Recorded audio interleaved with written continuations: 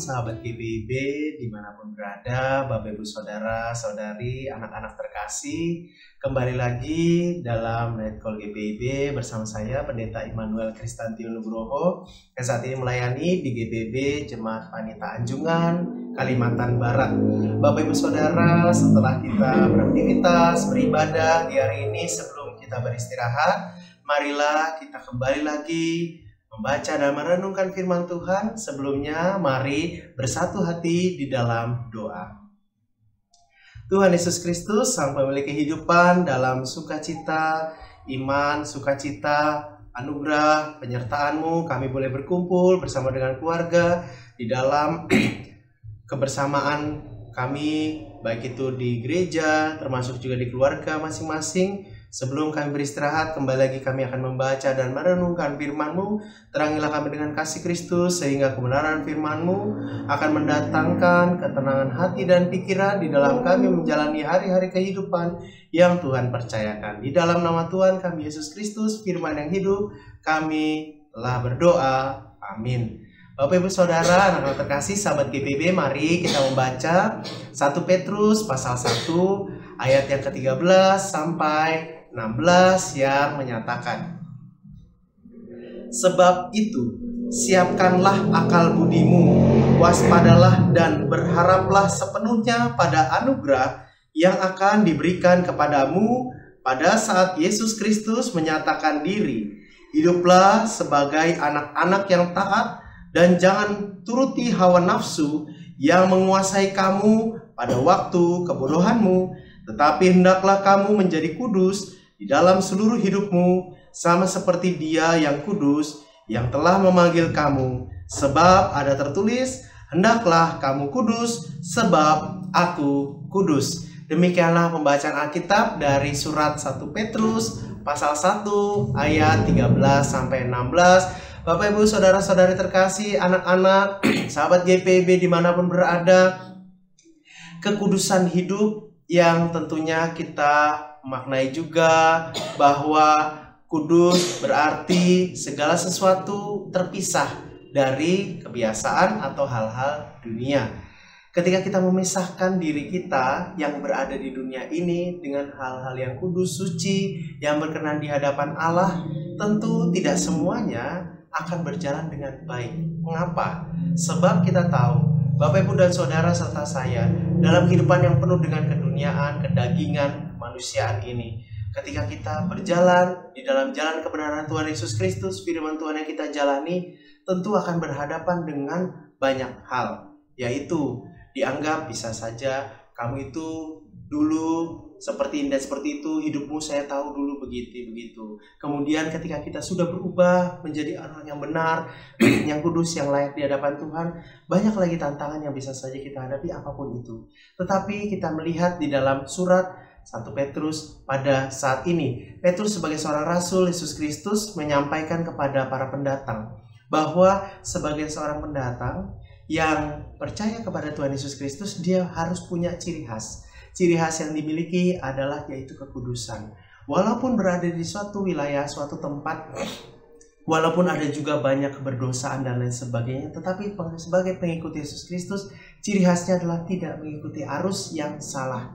Nah, inilah dia ajakan dan juga inilah dia yang harus dilakukan di tengah-tengah kehidupan beriman kita, di kehidupan sehari-hari kita. Apapun aktivitas kita, pekerjaan kita yang Tuhan percayakan, tentu kita bisa saja diperhadapkan pada persimpangan jalan, apakah mau berjalan benar sesuai dengan kekudusan Tuhan Allah, ataukah jalan yang salah sesuai dengan keinginan daging. Nah, itu selalu diperhadapkan, dipertentangkan dari mulai kita hadir di tengah dunia, ketika kita memahami mana yang baik dan yang salah, ketika kita menjalani sampai saat ini, tetapi kita yakin dan percaya bahwa Roh Kudus akan membantu menolong kita. Setelah kita dikuatkan oleh firman Tuhan tadi pagi, setelah kita juga selalu dikuatkan di dalam perjalanan iman kita hari-hari kemarin, dan keyakinan iman itu juga yang akan memampukan Bapak Ibu dan saya bahwa perubahan sekecil apapun untuk kehidupan kita ke depannya, memasuki minggu kerja layan yang baru, sebelum kita beristirahat, Marilah kita berharap dan berdoa kepada Tuhan bahwa Roh Kudus akan menolong kita, membantu kita berjalan di dalam jalan kebenarannya, menjauhkan kehidupan yang penuh dengan keduniaan atau kedagingan, sehingga kita layak dan juga kita bisa menjadi berkat bagi banyak orang. Apalagi yang pesan boleh disampaikan oleh Petrus, seperti di ayat yang ke 15 dan 16, hiduplah sebagai anak-anak yang taat, jangan turuti hawa nafsu, menguasai kamu pada waktu kebodohanmu, tetapi hendaklah kamu menjadi kudus dalam seluruh hidupmu sama seperti Dia yang kudus yang telah memanggil kamu. Di dalam pemahaman secara kekristenan bahwa Tuhan Yesus Kristus telah memanggil setiap orang masuk ke dalam kerajaannya, kita telah dilayakkan dan diselamatkan, maka itulah yang harus kita lakukan dan jalani. Itulah yang harus kita selalu ikuti, dan di dalam menjalani kekudusan itu bukanlah sebuah hal yang salah.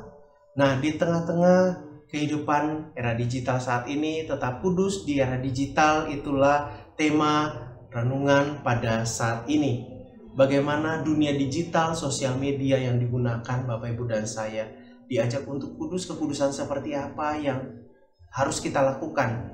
Tentu kita tahu bahwa di dalam sosial media banyak sekali informasi-informasi baik yang benar dan yang salah, baik yang menyesatkan maupun yang juga meluruskan pemahaman kita.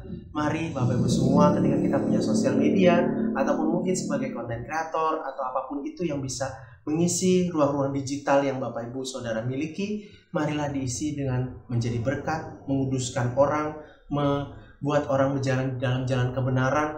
Biarlah walaupun ada hal-hal yang salah oleh dilakukan oleh orang lain, tapi kita tetap menyuarakan yang benar. Pornografi, kemudian juga informasi-informasi yang sesat, itu menjadi hidup yang tidak kudus, yang tidak berkenan kepada Allah, yang bisa saja menjerumuskan kehidupan orang lain.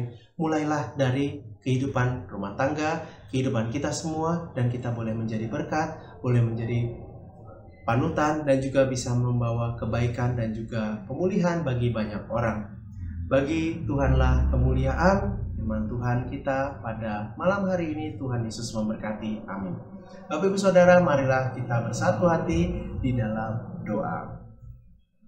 Kami bersyukur ya Tuhan, kembali lagi membaca dan merenungkan surat 1 Petrus pasal 1 ayat 13 sampai 16. Kami diingatkan untuk menjalani hidup yang kudus di tengah-tengah kehidupan kami, baik itu di keluarga, gereja, dan juga di ruang digital ya Tuhan. Banyak hal-hal yang bisa saja menjerumuskan kami, tapi kami selalu yakin dan percaya bahwa kuasa Roh Kudus-Mu akan selalu menjaga, melindungi, dan memampukan kami. Pada saat ini ya Tuhan, kami mau berdoa bagi istirahat malam kami mau berdoa ya Tuhan, bagi esok hari, ketika kami akan memulai kerja layan kami yang baru, kami dimampukan untuk melakukan semuanya dengan baik. Demikian juga ya Tuhan, kami berdoa bagi GPIB, Majelis Sinode 22, demikian juga ya Tuhan, jemaat-jemaat yang ada, semua boleh Kau berkati sertai, diaken, penatua, pendeta di tengah pelayanan kami masing-masing yang tersebar di luas wilayah pelayanan GPIB.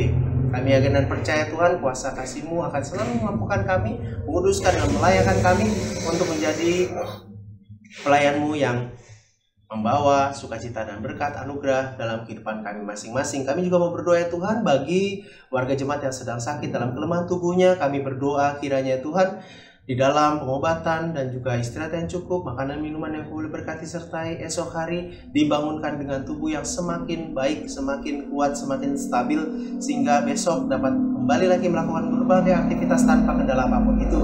Kami juga mau berdoa ya Tuhan Yesus Kristus bagi setiap kami yang akan bekerja esok hari, kuliah, sekolah, apapun aktivitas kami di rumah ataupun di luar rumah, kami serahkan sepenuhnya ke dalam tangan-Mu saja.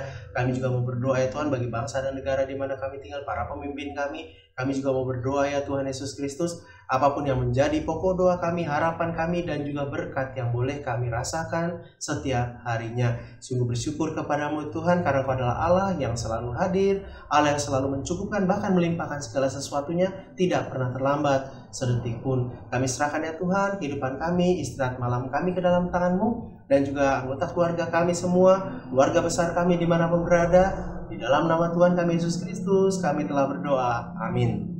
Demikianlah renungan kita pada saat ini. Selamat beristirahat, dan juga esok hari selamat melanjutkan kerja layan yang Tuhan percayakan. Tuhan Yesus memberkati kita semua.